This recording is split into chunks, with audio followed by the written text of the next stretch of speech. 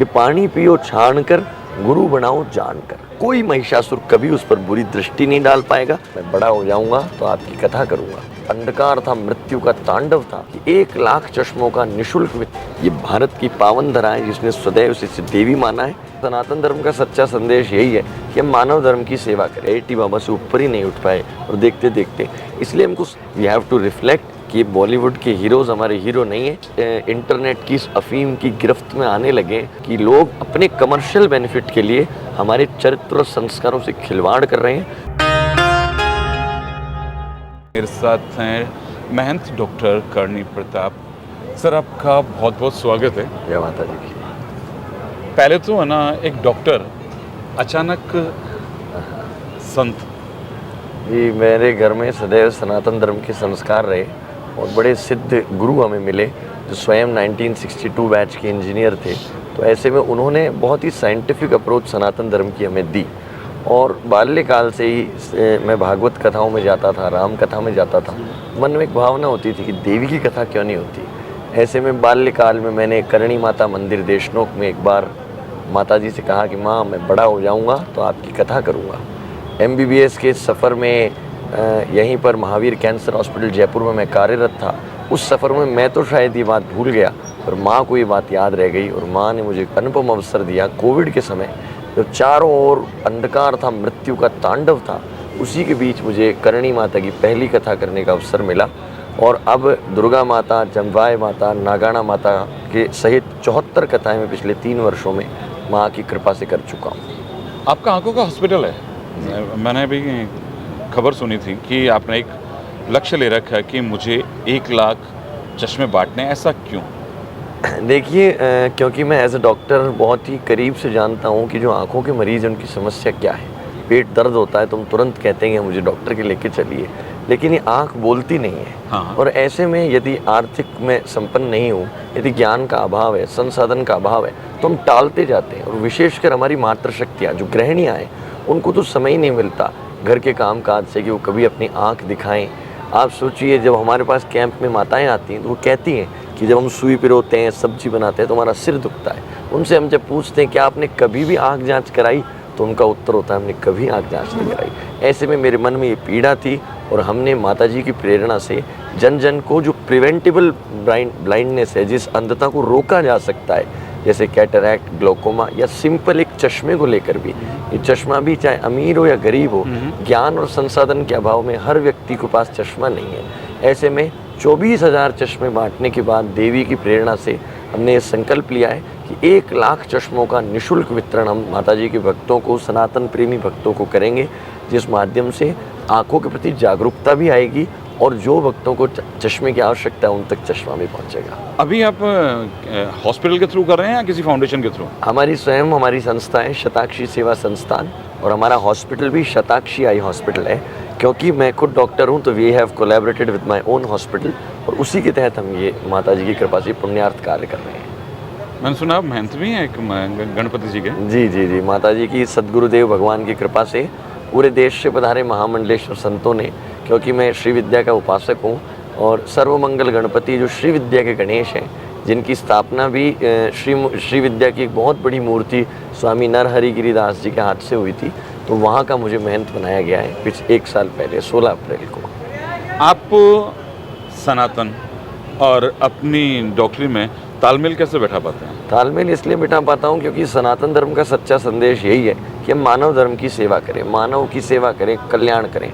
ऐसे में जब माताएं पधारती हैं तो मैं कथा सुनाकर उनके अंदर की दृष्टि खोलने का प्रयास करता हूँ और जब एप्रन पहनता हूँ, मशीन पर बैठता हूँ, तो उनकी आंख जांच कर ये बाहरी दृष्टि को स्वच्छ करने की, निर्मल करने की कोशिश करता हूँ।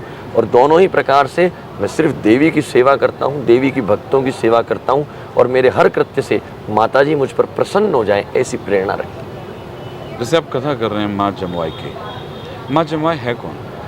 ऐसा बताया जाता है कि कछवाहा वंश में रघुकुल में जब राम जी का अवतार हुआ तो उस समय राम भगवान की कुल देवी बड़काली माता थी, जिनको दशरथ भगवान श्री राम और उनके सभी भाइयों को दर्शन करवाने ले गए।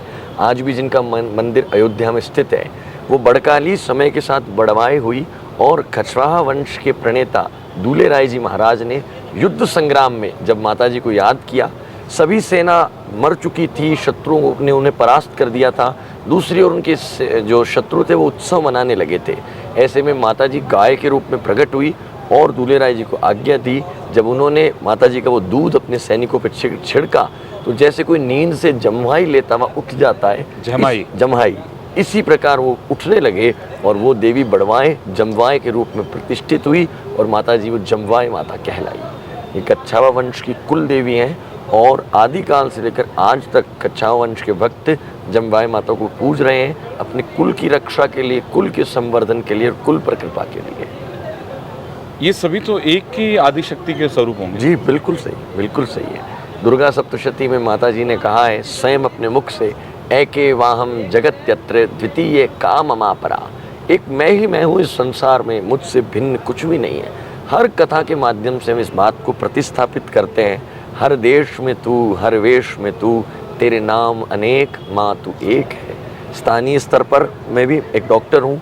जिस माँ की कोख से मैंने जन्म लिया उसे मैं माँ कहता हूँ, जिस माँ की कोख से आपने जन्म लिया आप उसे माँ कहते हैं, परंतु माँ का तत्व एक ही है। वो माँ का लावण्य, वो माँ का प्रेम, उस माँ का सैक्रिफाइस, वो ममत्व वो एक ही है। ऐसे ही देवी के भिन्न भिन्न रूप हैं। हमने जिस कुल में जिस स्थान पर जन्म लिया, जो देवी ने हमें अपने निकट जन्म दिया, हम उसे इष्ट देवी के रूप में पूजते हैं और समस्त देवियों में एकात्म भाव रखते हैं। वही देवी की सच्ची साधना है। अब तक कितनी देवियों की अपने कर चुके? माता जी की सर्वप्रथम तो मैं करणी माता की कथा को प्रारंभ किया था, लेकिन भक्तों के आह्वान पर, क्योंकि मैं चारण जाति में जन्मा व्यक्ति हूँ और हमने युगों युगों से शक्ति की आराधना करी है। शिव पुराण में, देवी भागवत में और वाल्मीकि रामायण में भी चारणों का उल्लेख देवी पुत्र के रूप में आया। It is in our DNA. शक्ति की उपासना हमारे डीएनए में इनहेरिटेड है। तो मैं दुर्गा सप्तशती का बचपन से पाठ करता हूँ गुरु कृपा से। ऐसे में अभी राठौड़ वंश की कुल देवी की कथा नागाना राय की जोधपुर में हुई, जिसमें राठौड़ों के समस्त भक्त पधारे। ऐसे ही कच्छावा वंश की जो शेखावत आदि कच्छावा कुल हैं उनकी कुल देवी की अभी बहुत जल्द चौहानों की कुल देवी आशापुरा, तवरों की कुल देवी चिल्लाए भवानी और भाटियों की कुल देवी स्वांगिया आवड़ की भी कथा बहुत अतिशीघ्र होने वाली है। यानी एक लक्ष्य है कि जितनी माएँ हैं, बिल्कुल, हम माता जी, हमने आदिकाल से जब शक्ति की पूजा करी तो हमने शक्ति को प्राप्त किया। मेरी आयु 28 वर्ष है और मेरा ये मानना है कि वर्तमान समय में देवी की आराधना बहुत ज़रूरी है। ये जितने क्राइम्स, जितने मातृशक्तियों पे वर्तमान में हो रहे हैं, इनको रोकने का जो सुगम तरीका है, जो इफ़ेक्टिव वे है, वो यही है कि युवाओं में देवी के प्रति भावना भरी जाए। और देवी साधना का लक्ष्य है कि हम हर कन्या को देवी का रूप मानकर देखें। जिस दिन हर कन्या में, जैसा दुर्गा सप्तशती में कहा है, विद्या समस्ता स्तव देवी भेदा, स्त्रिय समस्ता सकला जगत्सु। भगवती के भक्तों ने कहा कि सारी स्त्रियां देवी का रूप है, लेकिन हम ये बात कह तो देते हैं पर अनुभव में नहीं आती है। आज के युग में जब इंस्टाग्राम आदि इंटरनेट पे 24 घंटे हमारा युवा अभद्रता और अश्लीलता से घिरा हुआ है, ना चाहते हुए भी कहीं ना कहीं एड्स के माध्यम से उसकी स्क्रीन पे वो पॉपअप कर जाता है। तो इस युद्ध का में लड़ने का एक ही तरीका है कि हम देवी की आराधना करें, this supreme feminine energy of this Cosmos. जब हम उसकी शरण में जाएंगे तो it will reflect in my behaviour.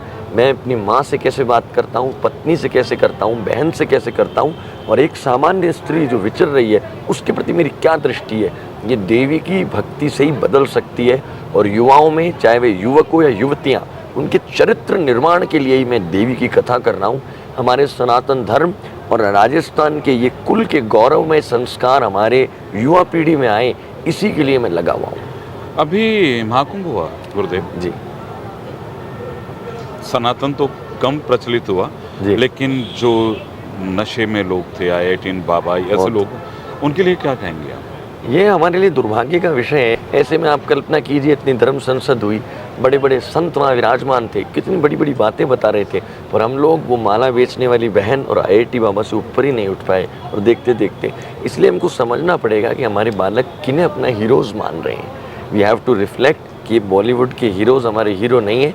जो हमारे युग पुरुष हैं, महाराणा प्रताप, शिवाजी महाराज, गुरु नानक देव, ऐसे अनेक वीर और वीरांगनाएं जिन्होंने समय पर धर्म की रक्षा के लिए सर्वस्व बलिदान कर दिया और जिन्होंने अपने कुल में इतना गौरवमय इतिहास रचा जिस पर आज हज़ारों साल बाद भी हम गर्व कर रहे हैं। तो ये बातें हमारे बालकों को, बालिकाओं को सिखानी पड़ेगी, वो संस्कार डालने पड़ेंगे। अच्छे और बुरे का भेद सदैव से माता पिता, गुरुजन बताते हैं। किस मार्ग पर जाना है, किस मार्ग से रुकना है, ये हमें बड़े बताते हैं। वो बड़े स्वयं भी इस इंटरनेट की, इस अफीम की गिरफ्त में आने लगे तो फिर बच्चों को कौन बताएगा।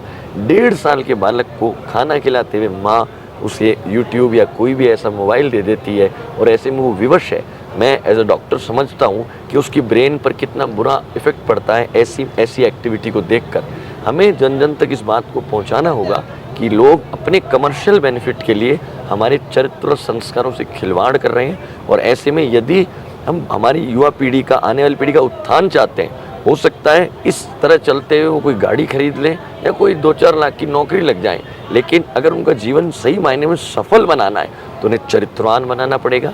उनके अंदर काइंडनेस, विनम्रता, उनके अंदर क्रोध ना हो, ऐसे भाव उनके अंदर भरने पड़ेंगे, तब जाकर युवा पीढ़ी में परिवर्तन आएगा। बच्चा कोई गेस्ट घर पे आता है, मैं अभी अपने एक मित्र के यहाँ गया करते जी, बच्चा आया, अंकल नमस्ते, प्रणाम भी नहीं। बिल्कुल बिल्कुल ठीक बात है, ये संस्कार खोते जा रहे हैं। बिल्कुल सच बात है। इट इज़ बिकॉज मैं आपको बताऊंगा, हमने स्वयं उसकी इम्पोर्टेंस नहीं समझी। हमारे जब अभी तक हमारी जो पिताजी की पीढ़ी है वो उसने इस बात की इम्पोर्टेंस को जाना। हमारे शास्त्र में कहा कि हम जब झुककर प्रणाम करते हैं आयु, यश, बल और में वृद्धि होती है। ऐसे में धीरे धीरे वो घोड़ा प्रणाम हो गया, घोड़े तक झुकने लगे। हाँ, और फिर यहाँ आ गया, अब यहाँ आ गया, अब वो जाता जा रहा है। ऐसे में मैं कथाओं में भी निवेदन करता हूँ, यदि हम हमारे बच्चों का कल्याण चाहते हैं तो उन्हें झुकना सिखाना पड़ेगा। और इसकी शुरुआत घर से, रिश्तेदारों से, दादा दादी से इत्यादि लोगों से ही करनी पड़ेगी। और ऐसे में हमें ये चीज़ समझनी पड़ेगी, आज बहुत छोटी सी आयु में शिवाजी को किसने बनाया? उनकी माता ने बनाया। वो शिवाजी कोख से तो आए ही थे, शिवावतार थे, लेकिन उनके अंदर वो संस्कार उनकी माँ ने भरे। ऐसे अनेक महाराणा प्रताप, विवेकानंद जी, ये संस्कार दिए जाते हैं। कहीं ना कहीं प्रारब्ध के कारण तो हैं ही, लेकिन हमें इसको महत्व को समझना पड़ेगा। आज के समय में सिर्फ गाड़ी, पैसा, अच्छे कपड़े, अच्छे जूते, अच्छी घड़ियों का महत्व हो गया, संस्कार और चरित्र का महत्व चला गया। तो हम कहीं ना कहीं थोथले होते जा रहे हैं। बाहर से तो हमें लग रहा है कि हमारी इकोनॉमी डेवलप हो रही है, देश डेवलप हो रहा है, हम विकसित हो रहे हैं, लेकिन भीतर ही भीतर हम कुंठित होते जा रहे हैं। एज अ डॉक्टर मैं आपको बता रहा हूँ, 12-12, 13-13 साल के बच्चे डिप्रेशन में आ रहे हैं, 27-28 साल के लोगों, युवाओं के, युवतियों के हार्ट अटैक हो रहे हैं। और ये सारी समस्याएं जो हैं इसकी जड़ में है कि हम अपने संस्कारों को छोड़कर दूसरों के संस्कारों की ओर प्रेरित हो रहे हैं। जैसे मेरी कुलदेवी जीण माता है जी, किसी मेरे मित्र की जमवाई माता है जी, क्या मैं भी अगर जमवाई माता जाता हूँ क्या माँ मेरी भी सुनेगी? बिल्कुल। वो देवी का तत्व एक है। और क्योंकि हम इस बात को जानते हैं कि हम किसी भी मंदिर जाएं, देवालय जाएं, शिवालय जाएं, तो उनकी कृपा के बिना वहाँ नहीं आ सकते। नहीं आ सकते। ऐसे में मेरी कुल देवी यहीं जयपुर के सन्निकट हरमाड़ा में दुगाई माता है, लेकिन मैंने बचपन से देशनोक में करणी माता को जाना। आँख खोली जब से चूहों वाली वो देवी, जो काबे जिन्हें कहते हैं, उन काबों से घिरी हुई देवी को प्रणाम किया। और मैं मेरी कुल देवी, इष्ट देवी, आराध्य देवी, सब कुछ उन्हें मानकर बैठा हूँ।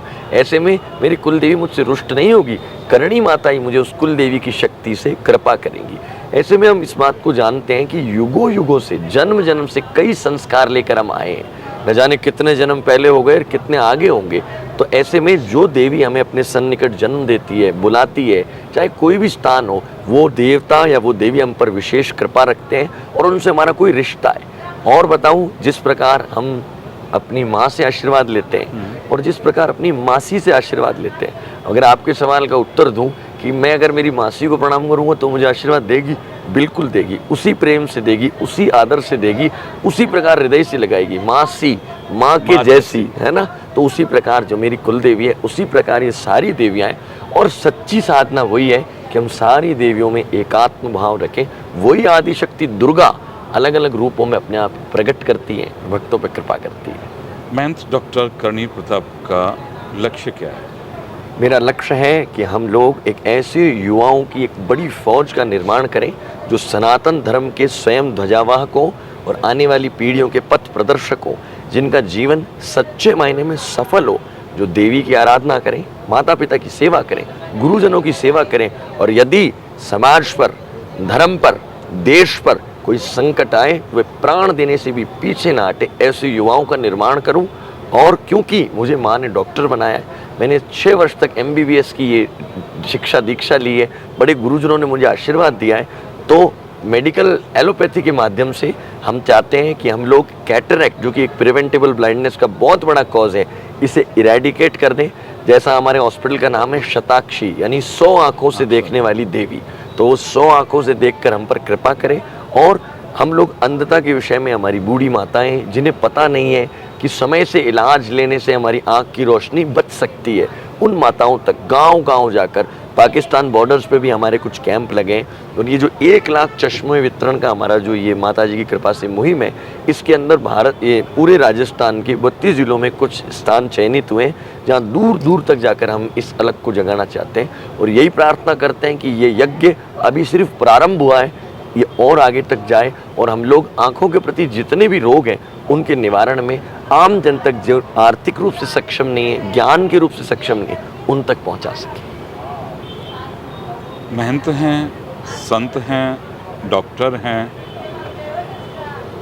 चाहते हैं कि सनातन आगे बढ़ता रहे, लोगों की आंखें ठीक रहें, जिससे वो इस दुनिया को अपनी दृष्टि से देख सकें और भीतर की दृष्टि ठीक हो जाए, ताकि वो इस दुनिया को सनातन की दृष्टि से देख सके।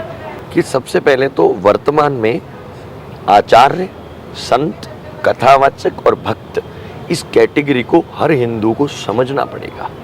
जो अलग, जब भगवान आदि शंकराचार्य ने 10 नाम संप्रदाय बनाया, गिरी, पुरी, भारती जैसे नागा साधुओं का निर्माण अलग किया, उन्हें कहा आप गुफाओं में, कंदराओं में रहो, जब धर्म पे संकट आए तब आना, आचार्य परंपरा बनाई, गुरुकुल बनाए।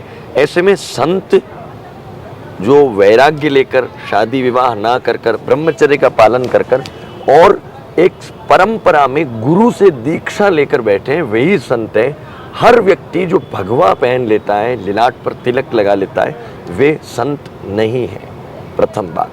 दूसरी बात, जो कथावाचक हैं, मैं भी कथावाचक हूँ, हम गृहस्थ हैं, सनातन धर्म के प्रचार प्रसार में लगे हुए। I myself manage a resort in Deshmukh और मेरा आँखों का अस्पताल है।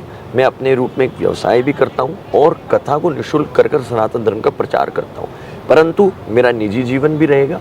ऐसे में हमें समझना पड़ेगा कि संत क्या है, कथावाचक क्या है, और भगवा पहनकर कोई भी व्यक्ति सनातन धर्म का अपमान करे। इसीलिए हमारे पौराणिक गुरुओं ने राजस्थानी में कहावत बनाई कि पानी पियो छान कर, गुरु बनाओ जान कर। एक बार किसी को गुरु बनाना है, कैसा उसका चरित्र है, कैसा उसका स्वभाव है, उसे जानिए, पहचानिए, परखिए और फिर उसे गुरु के रूप में स्वीकार करिए। भक्तों की अंधश्रद्धा कोई भी व्यक्ति जो लिलाट पर तिलक लगाते हैं या भगवा पहनते हैं उनके प्रति हो जाती है, क्योंकि हमारे DNA में ये चीज़ है, हम संतों को सत्कार करते हैं। परंतु बदलते समय में हमें ये भी ध्यान रखना पड़ेगा, न जाने कितने ऐसे लोग हैं जो विधर्मी हैं लेकिन भगवा पहनकर पकड़े गए, उन्हें गायत्री मंत्र भी बोलना नहीं आता, लोगों ने उनकी खूब पिटाई करी। तो ऐसे में ये कलयुग का समय है and we must keep our eyes open. ऐसे में शास्त्र जो है उसके साथ चलें, शास्त्र में क्या लिखा है, बड़े बड़े संतों से हम लोग निवेदन करें और टीवी, यूट्यूब, इंस्टाग्राम के माध्यम से सत्संग ना करें, तो वहाँ पर किसी भी गलत बात का बहुत तेज़ी से प्रचार हो जाता है और हम लोग उस चीज़ को सच मान बैठते हैं। इसीलिए आचार्य परंपरा से, शास्त्रों का माध्यम से हम लोग धर्म के पथ पे बढ़े। जैसे मेरे कोई गुरु नहीं है, मैंने गणेश जी महाराज को गुरु मान रखा है। बहुत बहुत बढ़िया।